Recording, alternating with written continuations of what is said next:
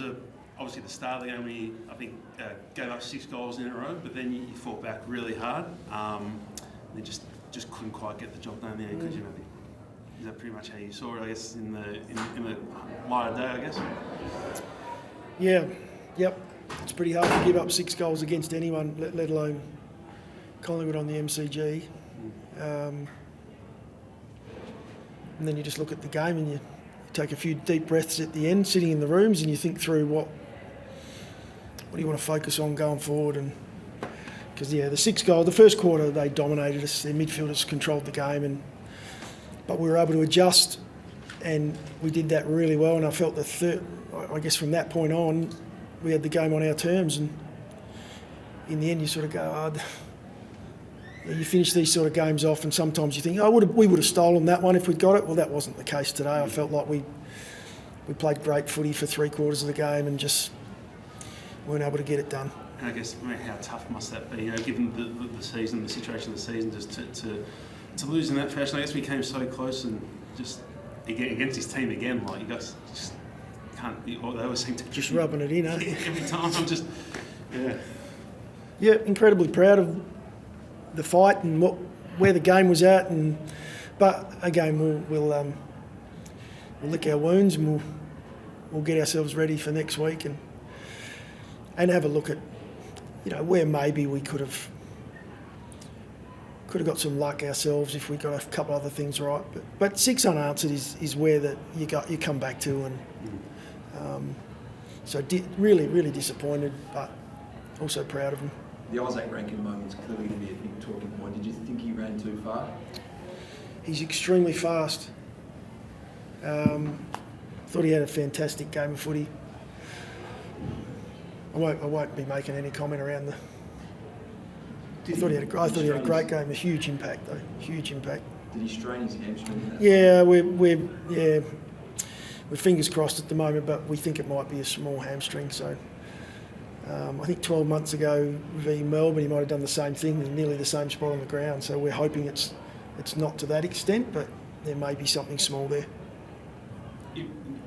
Your last 4 games against Collingwood, I think it's been a combined total of 12 points, and they've all been losses.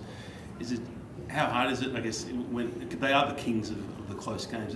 In those last tense moments against a team like that, how hard is it to get over that hump against them? It's tough, and there's a belief part to it. I've got no doubt, and we've seen, you've seen the commentary around where they sit in that space. They have huge confidence in it, and that comes from getting it right and winning those moments. Just having a belief in yourselves, and unfortunately for us, we've been on the other side of that.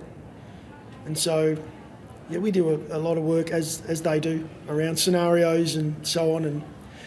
And you can get small pieces of your game plan or moments wrong, and it can cost you. But I think we all know when you look at a game like that, 6 goals in a row, and then to be able to sort of grind away like we did, sometimes it becomes quite taxing. And in that moment at the end, they were able to be in a position where they could attack in green and go at us, and they got the job done again. Did you feel the last 2 minutes when you spoke before about there's a bit of luck involved, claim or smother? It's not one of those smothers that hit straight to ground and happens to go 15 metres their way and find one of their players. I mean, did you feel as if you had set up well for that? Or? No, we got things we've got to be better at. Yeah, unfortunately. Again, we'll check the detail on that. We'll go back, and it's easy for us to sit there on the Monday and be Monday's experts and go through it and say, oh, we should have been here and we could have been there and so on. But no, we didn't get it perfect.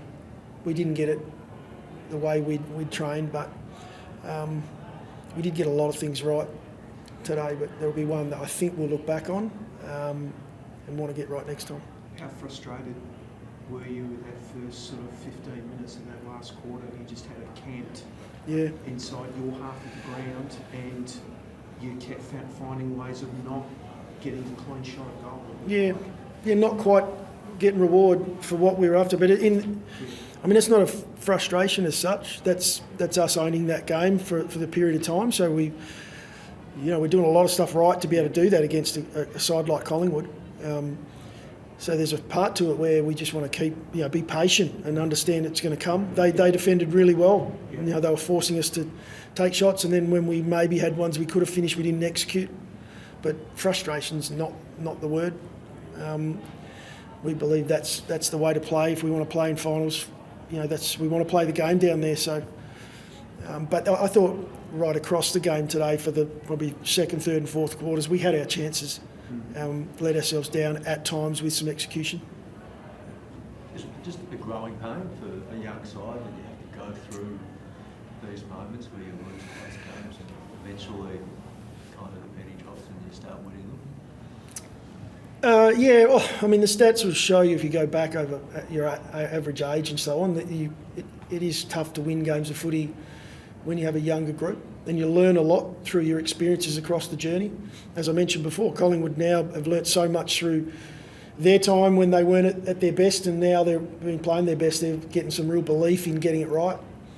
We're still working our way through that and learning from these experiences, but we're sick of learning. We're ready to take that next step. Unfortunately, today we didn't. And just going back to that 6-goal stretch that they went on, I think up until that stage, I think they won 8 of the first 10 centre clearances. Is that one of the areas that you'll be sort of really drilling down on after? Yeah, and it's been an area that we've held our own in CB, but we also acknowledge the group we played against today. That coming in, we knew that there were some really powerful weapons on Collingwood's team, and they've got some guys that are talked about as some of the best players to have played the game, and maybe one of the best that we might see over the next decade or more. I mean, Nick and Scott they're outstanding footballers, and that really in that first quarter they dominated the game in that first quarter. So You say you're sick of learning. The ladder says you're in strife. But how far off do you think you are? Because that's what the third result you've had by less than a goal that hasn't gone your way. And that makes all the difference. How do you feel you're tracking? Well, we've got some work to do on some key moments in games, obviously, towards the end of games, but we will go back and have a look at this game for a period of a quarter where we didn't control it, and the best sides do it for 4 quarters. Now, the argument we played one of the best sides in the competition today and they didn't do that. It's when things aren't quite going your way in a game, you're still able to find a way to do it. That's what our opposition did today. We need to learn some of that. But I've said the whole way through, you're never that bad and you're never that good. The competition, it could not be any closer, any tighter, and the results are showing that. So we know we're not far away. And the flip side of that is during that second quarter, you looked in massive trouble, but bang, you're right back in it by half time. Yeah, we adjusted a few areas and were able to shut down a couple of their key areas, and the game turns, and it turns fast. So that's an exciting competition at the moment. Rankine continues to be a positive for you. I mean, first time up against Collingwood again.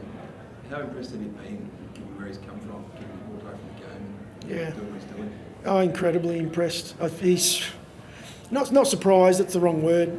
Pleasantly surprised with how competitive he is. Rarely loses one-on-ones. But he's played at a high level, in Ireland. He's played sport at a high level and been a very influential player over there. So the game's similar, but there's still so much for him to learn. The upside's still huge. So, we're really pleased with the way he's going about it at the moment. And he's a student. He just wants to learn more and more, and he's getting one of the biggest jobs every week. So we couldn't be more pleased with how Mark's going. Was that the plan to match up at the end, or to go when he took that mark to kick the win, or was that the match up? Oh no, the guys self-managing games. Our matchups will change depending on where guys are positioned on the ground, and that's what our backs have been doing. They've been really strong in that space over the last month. Their ability to play on different matchups, to alternate those matchups depending on what we feel is necessary, and so Jordan Butts down there has been really strong. Josh Worrell didn't play today, obviously with injury. Those guys have been working through who plays on who and doing that really well.